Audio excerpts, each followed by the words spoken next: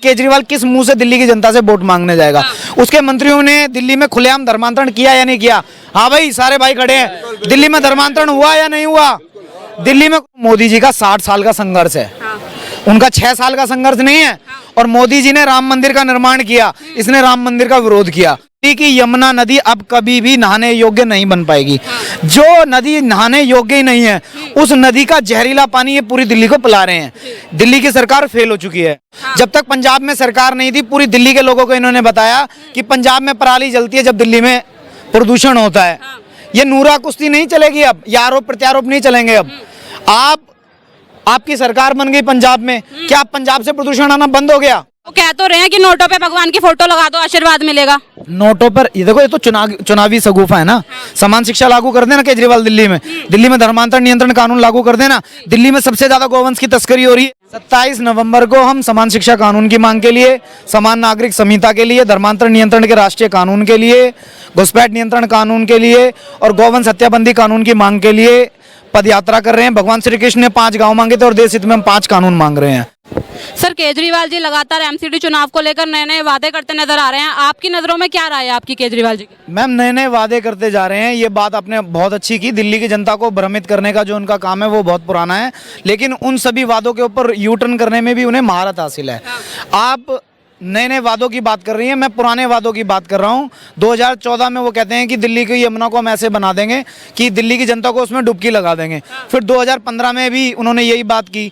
फिर 2016 में भी उन्होंने ये बात कही कि हम टेम्स नदी की तर्ज पे यमुना नदी को साफ करेंगे, इसके तटों का सौंदर्यीकरण करेंगे। यही शगुफा 2005 में केंद्र सरकार, कांग्रेस की केंद्र सरकार थी, इन्होंने सुप्रीम कोर्ट में हल्फनामा दिया था कि हम टेम्स नदी की तर्ज पर यमुना को साफ करेंगे। पहले कांग्रेस ने किया, साफ किया, और यमुना की हालत देखो। फिर भी कांग्रेस केजरीवाल की पार्टी ने किया, फिर यमुना की हालत देखिए आप। और अभी 6 महीने पहले इसी साल में इनकी सरकार ने एक हल्फनामा दायर किया है पर्यावरण मंत्रालय में। इन्होंने बताया है कि दिल्ली की यमुना नदी अब कभी भी नहाने योग्य नहीं बन पाएगी। जो नदी नहाने योग्य ही नहीं है, उस नदी का जहरीला पानी ये पूरी दिल्ली को पिला रहे हैं। दिल्ली की सरकार फेल हो चुकी है। दूसरी बात, ये वादे कर रहे हैं, चुनावी वादे कर रहे हैं। चुनावी वादे जिस जनता से कर रहे हैं, वो जनता अपनी वैलिडिटी चेक करे। अपना मोबाइल खोले, गूगल पर जाए और एयर क्वालिटी इंडेक्स में जाकर चेक करे जहां आप रह रहे हो वहां की वायु के प्रदूषण का स्तर क्या है। Very poor. आदर्श नगर में जाएं, वेरी पुअर। कनॉट प्लेस में आए, वेरी पुअर। आप साउथ दिल्ली में जाएं, वेरी पुअर। नॉर्थ दिल्ली में जाएं, वेरी पुअर। आउटर दिल्ली में जाएं, वेरी पुअर। ईस्ट दिल्ली में जाएं, वेरी पुअर। पूरी दिल्ली में कहीं चले जाइए, वेरी पुअर। तो ये सर, केजरीवाल जी तो ये कह रहे हैं ना कि भाजपा भी कहाँ प्रदूषण कम कर पा रही है। तो ये जो भाजपा अगर प्रदूषण बंद नहीं कर पा रही है, इसलिए आप प्रदूषण बंद नहीं कर रहे हैं। नूरा कुश्ती चल रही है, आप उस पे आरोप लगाएं, वो उस पे आरोप लगाए। एक बार वो लूट लें, एक बार आप लूट लें। सर, वो तो ये कह रहे हैं ना, जब इतनी बड़ी सरकार मिलकर बंद नहीं कर पाई प्रदूषण को, तो हमारी राज्य सरकार क्या करेगी? केवल बात सुनो, पहले आप आप स्कीम लेकर आए, स्कीम के ऊपर बात करो। जब तक पंजाब में सरकार नहीं थी, पूरी दिल्ली के लोगों को इन्होंने बताया कि पंजाब में पराली जलती है जब दिल्ली में प्रदूषण होता है। ये नूरा कुश्ती नहीं चलेगी अब, ये आरोप प्रत्यारोप नहीं चलेंगे अब। आपकी सरकार बन गई पंजाब में, क्या पंजाब से प्रदूषण आना बंद हो गया? सर, आपने ये भी कहा कि केजरीवाल जी को बी पार्टी बताया जाता है और कांग्रेस को ए, लेकिन सर लोगों का मानना तो ये है कि केजरीवाल बी पार्टी जो है वो उसकी है, बीजेपी की है। देखो मैम, मेरी बात सुनो, ए पार्टी और बी पार्टी पूरी जनता को पता है वो किसकी है। जितना प्रतिशत वोट भाजपा को मिलता था, मैं भाजपा का ना तो प्रवक्ता हूँ, ना मेरे पास 2 रुपए की सदस्यता है। मैं बात कर रहा हूँ कि केजरीवाल किस मुंह से दिल्ली की जनता से वोट मांगने जाएगा। उसके मंत्रियों ने दिल्ली में खुलेआम धर्मांतरण किया या नहीं किया? हाँ भाई, सारे भाई खड़े हैं। दिल्ली में धर्मांतरण हुआ या नहीं हुआ? दिल्ली में घुसपैठिए हैं या नहीं है? दिल्ली में पूर्वांचल के लोगों से इसने धोखा किया है या नहीं किया है? उन्हें झुग्गी के बदले मकान देने का वादा किया और मकान रोहिंग्या को दिया या नहीं दिया? इनके जो दिल्ली के लोगों के अधिकार थे, जो दिल्ली के विकास का पैसा था, वो गुजरात, पंजाब, हिमाचल, अन्य राज्यों के चुनावों के पर्यटन पर इसने पैसा खर्च किया या नहीं किया? मेरी एक भी बात झूठी है या सारी बात सच्ची है या नहीं है? दिल्ली में पोल्यूशन है या नहीं है? दिल्ली में गंदा पानी है या नहीं है? इन बेसिक चीजों के ऊपर बात करो आप। सर, जहाँ तक आपने यमुना साफ करने की बात की, तो सर मोदी जी ने भी तो गंगा साफ करने की बात की थी, वो भी कहाँ कर पाए अब तक गंगा साफ? मोदी जी नहीं कर रहे, इसीलिए ये नहीं कर रहा क्या? तो सर ऐसे तो आप सारा ठीक रहा है, उसके ऊपर फोड़ देंगे ना केजरीवाल के। भाजपा की बात करिए ना कि मोदी जी कोई काम नहीं कर रहे, इसलिए केजरीवाल कोई काम नहीं कर रहा क्या? जी, दिल्ली की जनता को बताएं कि ये इसलिए काम नहीं कर रहे कि वो नहीं कर रहा, और वो इसलिए नहीं कर रहे कि ये नहीं कर रहा। वो तो कह रहे हैं हमें भाजपा सपोर्ट ही नहीं करती, केंद्र सरकार से बिल्कुल भी सपोर्ट नहीं है। देखो ये आरोप प्रत्यारोप करने की जो उनकी बीमारी है वो बहुत पुरानी है और ये एक टीके से खत्म होगी। मैंने बताया ना आपको, जो पहले पोल्यूशन आता था वो पंजाब से आता था, लेकिन अब पंजाब से आना बंद हो गया है। अब पोल्यूशन की बात करो उनसे तो वो बता देते हैं कि पानीपत में पोल्यूशन है, जींद में पोल्यूशन है, बहादुरगढ़ में पोल्यूशन है, सोनीपत, रोहतक, ग्रेटर नोएडा पश्चिमी उत्तर प्रदेश में है, हैदराबाद में है, बेंगलोर में है, मुंबई में। वो पूरे भारत को गिनवा देते हैं पोल्यूशन है कि वहाँ है इसलिए यहाँ है। वो तो कह रहे हैं भ्रष्टाचारी पार्टी को अगर चुनना है ना तो भाजपा को चुनो, और अगर साफ सुथरी छवि वाली पार्टी को चुनना है तो भाई हमें चुनो। केजरीवाल जी बोल रहे हैं। मेरी बात सुनो ना, आप इनके एक एक विधायक का इतिहास उठा के देखो ना। जब इनके विधायकों ने पहली बार चुनाव लड़ा था तब उनकी संपत्ति कितनी थी। आज तीसरी बार इनकी सरकार आई है, आप ईडी को बुलाओ और उनकी संपत्ति की सही सही जांच करा लो।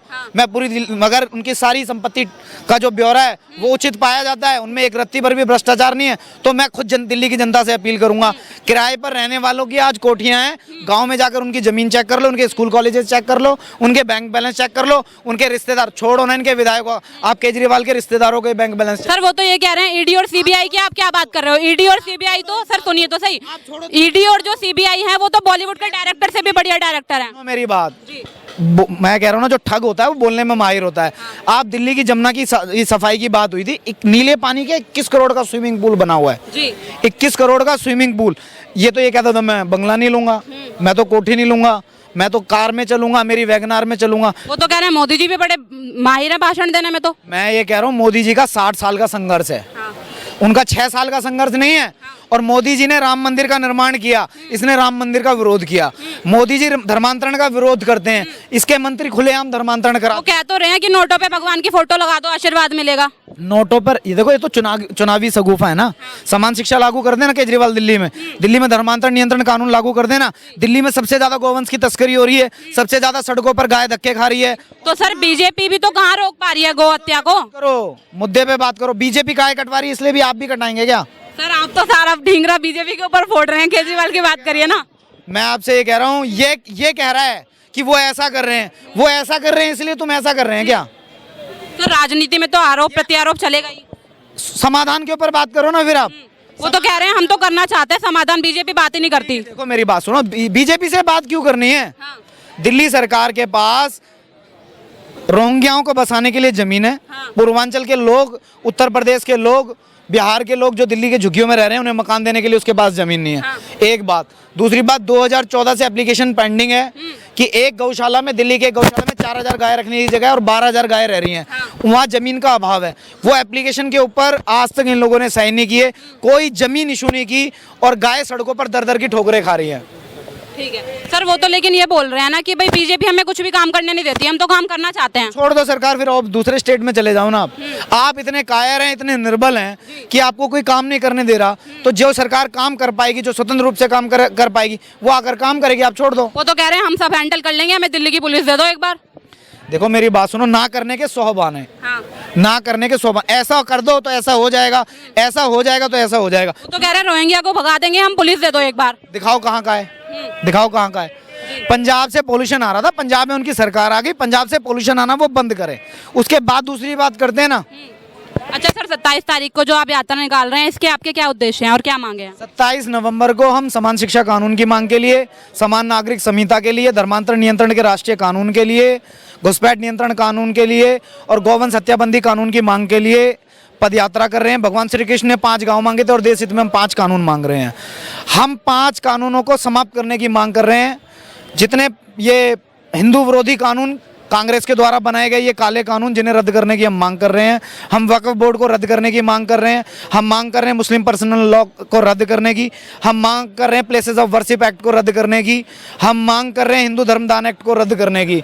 हम हिंदू धर्मदान एक्ट को रद्द करने की मांग इसलिए कर रहे हैं क्योंकि गुरुद्वारों के कोष पर, गुरुद्वारों के धन पर सरदारों का कब्जा है। मस्जिदों के धन पर, मस्जिदों से जुड़ी संपत्ति के धन के ऊपर मुसलमानों का कब्जा है। कॉन्वेंट स्कूलों पर, चर्च पर, चर्च से संबंधित संपत्तियों पर ईसाइयों का कब्जा है। लेकिन हम हिंदुओं के मंदिरों पर, मंदिर की जमीन हमारी, मंदिर का कंस्ट्रक्शन हमारा, मंदिर में ईश्वर हमारा, उसके प्रति आस्था हमारी, और हमारे धन पर किसका कब्जा? सरकार का कब्जा। और हमारे धन से क्या होता है? सबका साथ सबका विकास। सर आप मुझे ये बताइए कि अगर आप मुस्लिम पर्सनल बोर्ड लॉ लाएंगे तो उसमें मुस्लिमों की स्थिति क्या होगी? अरे छोड़ो स्थिति, पहले हमारी सुनो आप। हमारे धन पर सरकार का कब्जा है। हमारे धन से सरकार वक्फ बोर्ड की जमीन पर कंस्ट्रक्शन कराती है, भवन निर्माण कराती है, स्कूल बनवाती है, अस्पताल बनवाती है, और उससे उन अस्पतालों से, उन भवनों से और उन स्कूलों से होने वाली आय किसकी है साथियों? मुसलमानों की। और उस धन से क्या होता है? धर्मांतरण। हमारी ये मांग है कि हमारे मंदिरों में जितना धन है वो हिंदुओं की सभी गरीब जातियों के ऊपर खर्च होना चाहिए, ताकि हमारे गरीब हिंदुओं का धर्मांतरण रोका जा सके, क्योंकि धर्मांतरण से ही राष्ट्रांतरण होता है। जब तक धर्मांतरण नहीं होगा, जब तक ये राष्ट्र इसी तरह बढ़ता रहेगा, इसी तरह घटता रहेगा। सर, आपने गौ हत्या की बात की, तो बीजेपी भी कहाँ रोक पा रही है गौ हत्या? नॉर्थ ईस्ट में कितनी जगह बीजेपी की सरकार है, वहाँ पे खुद बूचड़ खाने खुले हुए हैं। इसी की मांग करने के लिए तो हम लोग जा रहे हैं जी। हम मोदी जी को ये विश्वास दिलाने जा रहे हैं, आप 5 कानून बनाइए, 5 कानून रद्द करिए। वो विरोध में 1 उतरेगा, हम समर्थन में 10 उतरेंगे। वो विरोध में 10 उतरेंगे, हम समर्थन में 100 उतरेंगे। वो विरोध में 100 उतरेंगे, हम समर्थन में 1000 उतरेंगे। वो विरोध में 1000 उतरेंगे, हम समर्थन में 10,000। और वो विरोध में 10,000 उतरेंगे तो हम 10 लाख उतरेंगे। और वो 10 लाख उतरेंगे तो हर हिंदू देश का आपके समर्थन में उतरेगा। हम समर्थन में थे जब आपकी दूसरी बार सरकार बनी है। सर, आपने मुस्लिम पर्सनल लॉ बोर्ड को खत्म करने की भी बात की, तो सर उसमें मतलब क्या स्थिति होगी मुस्लिमों की? क्या स्थिति होगी? संविधान सबके लिए है। जो संविधान में आस्था नहीं रखता वो देश छोड़ के चले जाए। तो सर उनके धर्म पे कोई खतरा नहीं आएगा? हमारे लिए, देश के प्रत्येक व्यक्ति के लिए। जब सबके लिए तो सब पे लागू होना चाहिए ना। बहुत बहुत धन्यवाद सर हमसे बातचीत करने के लिए।